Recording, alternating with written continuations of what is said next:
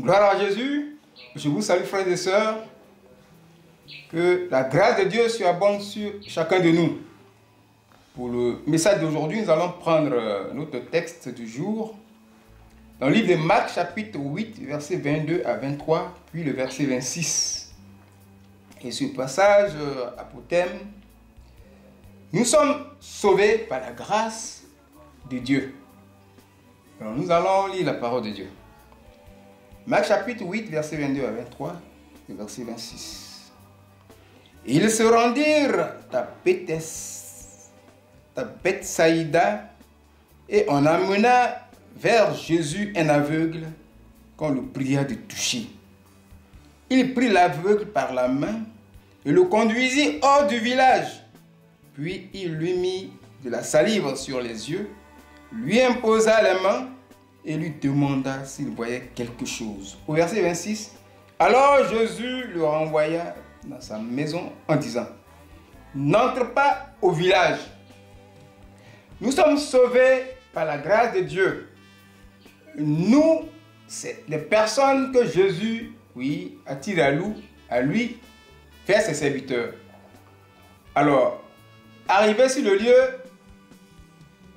là où Jésus se manifeste puissamment, qu'est-ce qui se passe?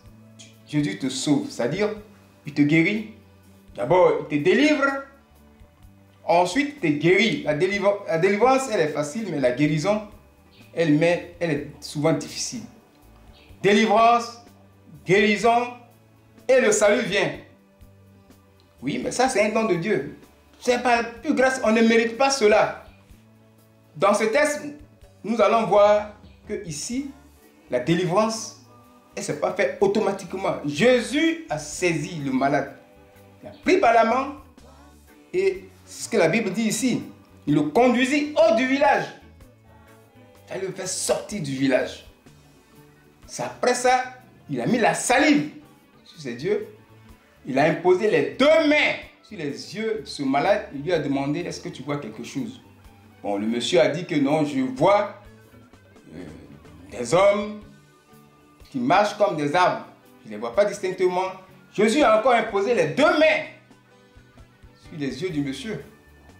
Et après un petit moment, il a été guéri. Mais Jésus lui a dit quoi? Il ne faut pas rentrer dans le village. Il faut retourner. Il faut aller dans ta maison. Vous voyez que la guérison ici n'a pas été automatique. C'est un don que Dieu nous donne. Jésus, c'est la grâce. C'est un don. On ne mérite pas cela. C'est une grâce. On ne mérite pas cette guérison-là. Donc si ça tarde, bien aimé, oui, il ne faut pas murmurer contre Dieu. Oui. Si la guérison aussi tarde, il ne faut pas murmurer. Oui. Ce monsieur-là n'a pas été guéri automatiquement. Mais Jésus l'a tout de même guéri. C'est Dieu le Tout-Puissant. Il l'a fait sortir du village. Pourquoi? Le problème ici, oui, de cette guérison-là, elle a mis du temps parce qu'en fait, nous sommes à Bethsaïda, dans un village de cette ville. Il y a en Israël 3 villes qui ont refusé de recevoir Jésus. La repentance. Ils ont refusé. Jean-Baptiste a tout fait, mais ils ne sont pas dedans. Les 3 villes. Chorazin, Capernaum et Bethsaïda. Voilà les 3 villes.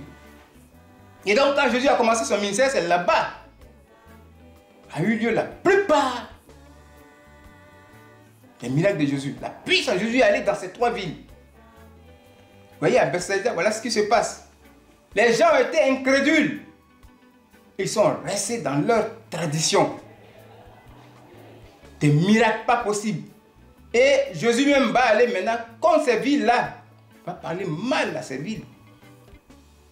Vous voyez? Et nous allons voir ça dans Matthieu, pour ne pas que je dise des choses qui ne sont pas vraies. Matthieu chapitre 11. Vous allez voir ça. Du verset 20 au verset 24, on ne va pas tout lire. Il a fait des reproches dans les villes où a eu lieu la plupart de ces miracles. Malheur à toi, Chorazin. Malheur à toi, Bethsaïda. Car si les miracles qui ont été faits au milieu de vous avaient été faits dans Tyr et Sidon, il se serait repenti. C'est pourquoi, au jour du jugement, voilà, il a parlé dur. Tirez Sidon seront traités moins durement que vous. Il dit, et toi, Capernaum, seras-tu élevé jusqu'au ciel? Non, tu seras abaissé jusqu'au séjour des morts.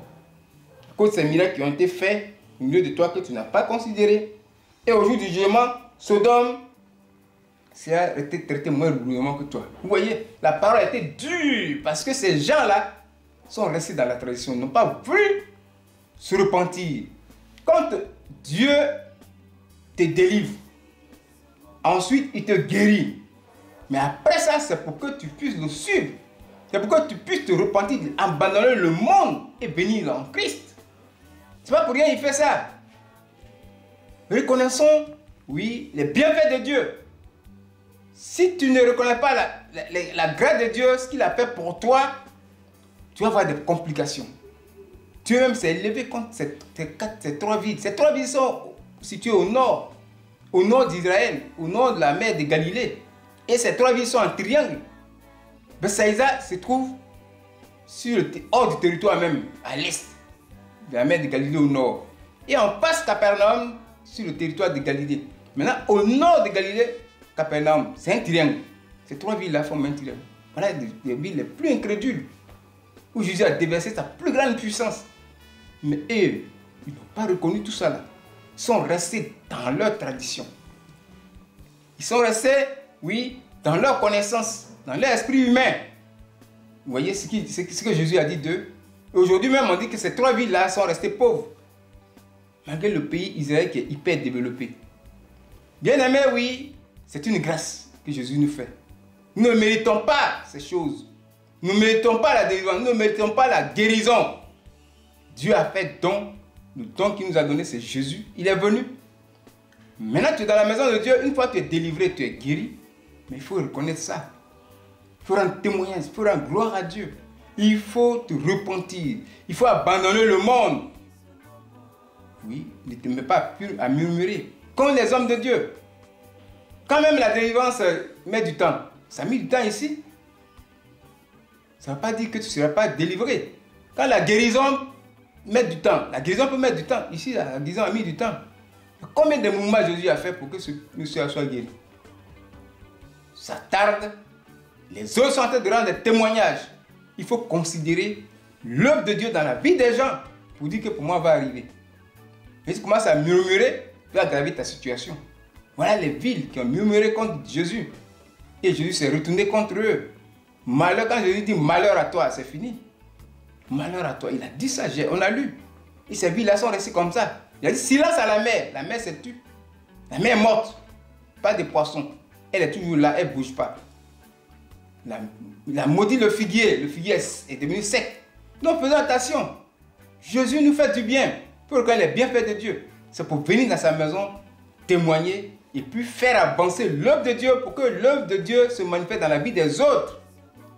Vous voyez, il faut participer au développement de l'œuvre de Dieu. Oui, pour que ce que Dieu a fait pour toi, qu'il le fasse pour les autres.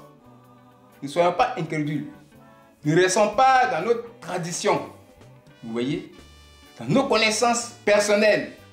Et on juge et on n'avance pas. Et ça nous fait beaucoup en retard. Ça nous met beaucoup en retard, ce comportement des enfants de Dieu dans la maison de Dieu. Oui, bien aimé, si pour toi n'est pas encore venu, sache que Dieu est en train de faire quelque chose pour toi. Oui, que ce soit le mariage, ça tarde. Il faut attendre. Que ce soit le voyage, que ce soit l'enfantement, que ce soit, oui, les richesses. Mais les gens rendent témoignage. Il faut te baser sur ce témoignage pour dire que pour moi va venir. Vous voyez, si tu te mets à murmurer, tu combats Dieu, tu vas contre Dieu, ça va devenir encore pire dans ta situation. C'est ce qui est arrivé ici. Nous sommes à Bethsaïda. C'est un territoire où les gens sont incrédules. Où les gens ne croient même pas à ce que Jésus fait.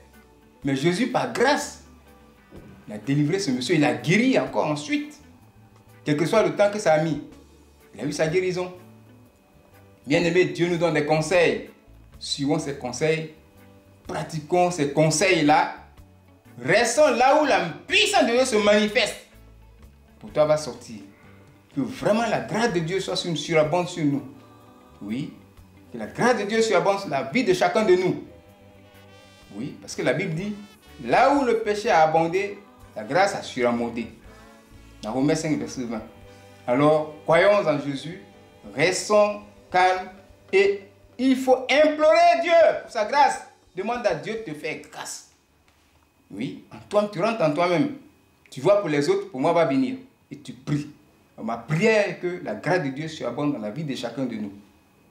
Et que nous soyons heureux, heureuses au nom de Jésus. Amen.